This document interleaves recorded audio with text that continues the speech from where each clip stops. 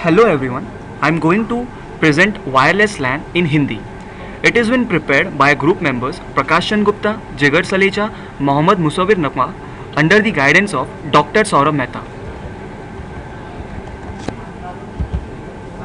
Wireless LAN पे बात करने से पहले वायरलेस लैन और लैन को डिस्टिंग्विश करना इंपॉर्टेंट है।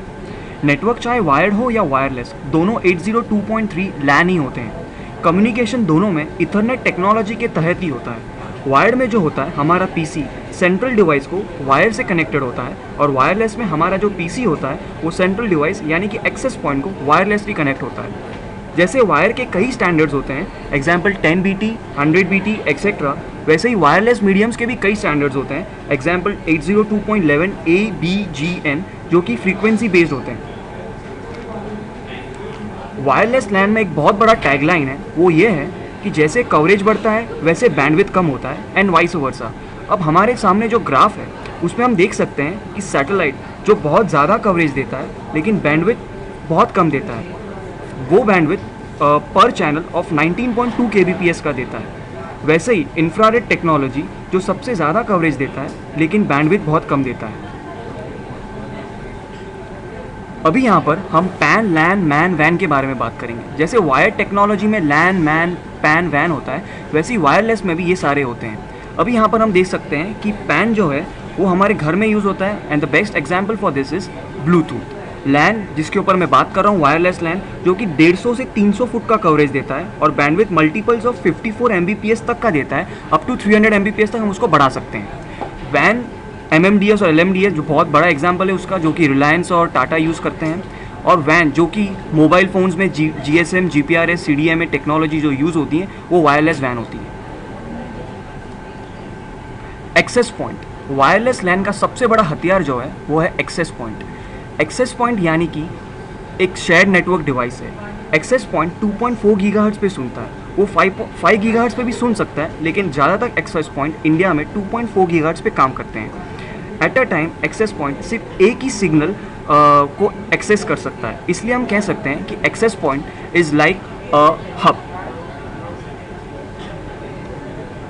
वायरलेस लैन इवोल्यूशन, अगर मुझे 98.3 फ्रीक्वेंसी पर बात करना है तो मैं नहीं कर सकता, क्योंकि एट प्रेजेंट 98.3 मेगाहर्ट्ज को रेडियो मिर्ची ने डॉट से ख़रीदा हुआ है। जब हवा में कम्युनिकेशन होना है तो किसी ना किसी फ्रीक्वेंसी पे होना है। प्राइवेट यूज़ के लिए गवर्नमेंट ने कुछ फ्रीक्वेंसी फ्री छोड़ रखी है, which are called ISM band. ISM यानी industry, scientific and medicinal purpose band, जो कि गवर्नमेंट ने अपने घरों में यूज़ करने के लिए फ्री छोड़ रखी है। हमारे घर में जो भी इक्विपमेंट्स यूज़ होते हैं वो ISM बैंड की फ्रीक्वेंसी यूज़ करते हैं। Example cordless phone, microwave oven, TV remote control. ISM band में 3 फ्रीक्वेंसीज़ हैं जो गवर्नमेंट ने छोड़ रखी है, 900 मेगाहर्ट्ज़, 2.4 GHz एंड 5 GHz। इसमें से 900 मेगाहर्ट्ज़ बहुत रेयरली यूज़ होता है क्योंकि ये कम फ्रीक्वेंसी रेंज है और इसके अंदर इंटरफेरेंस बहुत ज़्यादा है। 2.4 GHz और 5 GHz are very widely use nowadays. 2.4 GHz में भी हमें ज़्यादा फ्रीक्वेंसी अलाउड नहीं हुआ है, सिर्फ 83 मेगाहर्ट्ज़ ही मिलता है। 5 GHz हर कंट्री के लिए अलग अलग है। In India it is use for military purpose, जो कि धीरे धीरे रिलीज़ कर रहे हैं, लेकिन अभी तक 5 GHz का एक्सटेंसिवली यूज़ नहीं हो पा रहा है। अभी हम वायरलेस लैन के कुछ स्टैंडर्ड्स के बारे में पढ़ते हैं। वायरलेस लैन में as shown in the figure over here कुछ स्टैंडर्ड्स है। एग्जाम्पल 802.11a जो कि 5 GHz पे काम करते हैं और 54 Mbps का स्पीड देते हैं। 802.11b 2.4 GHz पे सुनता है और 11 Mbps का स्पीड देता है। 802.11g 2.4 GHz पे सुनता है और 54 Mbps का स्पीड देता है, और ये बैकवर्ड कंपैटिबल है with 802.11b। WLAN topologies. WLAN topologies 3 तरह की है: wireless client access, mobile user connectivity, wireless bridging. Wireless bridging में 2 टाइप है: LAN to LAN connectivity, wireless mesh networking. Wireless mesh networking इस तरह प्रिपेयर किया जाता है, अगर मुझे IIT बॉम्बे में हर एक स्टूडेंट को complete internet access at any place देना है तो मुझे स्पेशल टोपोलॉजी का उपयोग करना होगा, जो मैश नेटवर्किंग टोपोलॉजी है। वायरलेस रिपीटर टोपोलॉजी, इस रिपीटर टोपोलॉजी में वायरलेस क्लाइंट्स और रिपीटर एसेस पॉइंट्स का यूज़ होता है।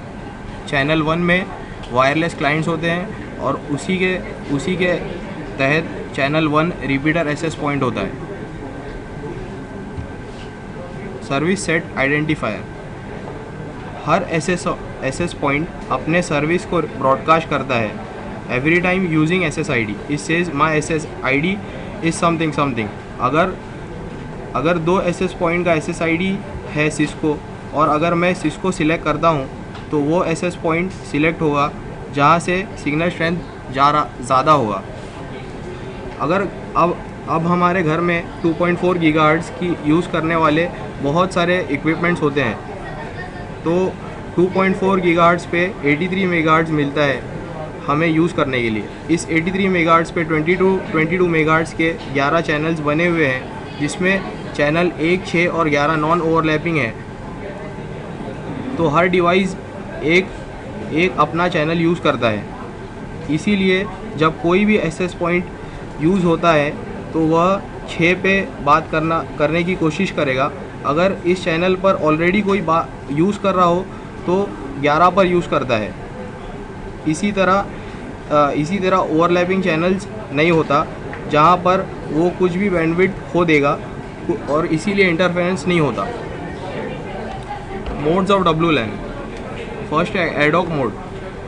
एडॉक मोड में दो यूज़र्स एक साथ कनेक्टेड होते हैं। इंफ्रास्ट्रक्चर मोड, ये बेसिक मोड होता है जिससे मोड क्लाइंट एक सिंगल एसेस पॉइंट अपने ज़रिए वायर्ड नेटवर्क सोर्स यूज़ करता है। एक्सटेंडेड सर्विस सेट, ये 2 से ज़्यादा बेसिक सर्विस सेट्स है। ये अपने ज़रिए कॉमन डिस्ट्रीब्यूटेड सिस्टम यूज़ करता है। ये एडॉक मोड है। ये अपने ज़रिए दो वायरलेस क्लाइंट यूज़ करता है, जिससे वायरलेस कनेक्टिविटी होती है। WLAN सिक्योरिटी, जैसा कि मेरे दोस्तों ने आर्किटेक्चर डिज़ाइन कर दिया है, अब इसे सिक्योर कैसा करना है वो मैं बताता हूँ। There are 4 way to secure our architecture. First one, never broadcast SSID। SSID stand for service set identifier. तो क्वेश्चन आता है कि मुझे मालूम कैसे पड़ेगा कौन सा एक्सेस पॉइंट सर्विस दे रहा है या कि नहीं। इसका सोल्यूशन है, जैसे कि हमारे पास बहुत सारा गोल्ड है तो हमें ढिंडोरा नहीं पीटना है। Second one, encryption technology. हवा में जब हम 2.4 गीगाहर्ट्ज़ पर सिग्नल भेज रहा हूँ तो उस पर सब लोग सुनेंगे, तो मैं उसे इनक्रिप्ट करके भेजूँगा। There are many techniques of encryption.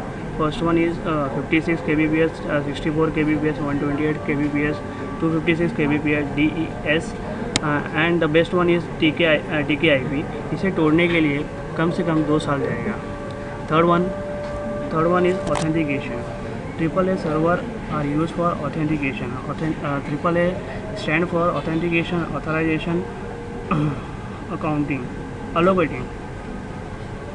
Now how AAA server provide authentication. जब कोई यूज़र एक्सेस पॉइंट को कनेक्ट होगा तो वो सेटैक से यूज़र नेम और पासवर्ड मांगेगा। बैकहोल में एक्सेस पॉइंट AAA सर्वर से कनेक्ट होगा, जिस पर रेडियस एंड टेकैक्स प्रोटोकॉल काम करता है। जब यूज़र नेम एंड पासवर्ड देगा तो वो बैकहोल में AAA सर्वर से ऑथेंटिकेट करेगा। Last one is physical theft. Access points should have IPS capability. IPS stand for Intrusion Protection System। तो वो सिग्नेचर ब्रॉड एनिमोलीज को डिस्कार्ड कर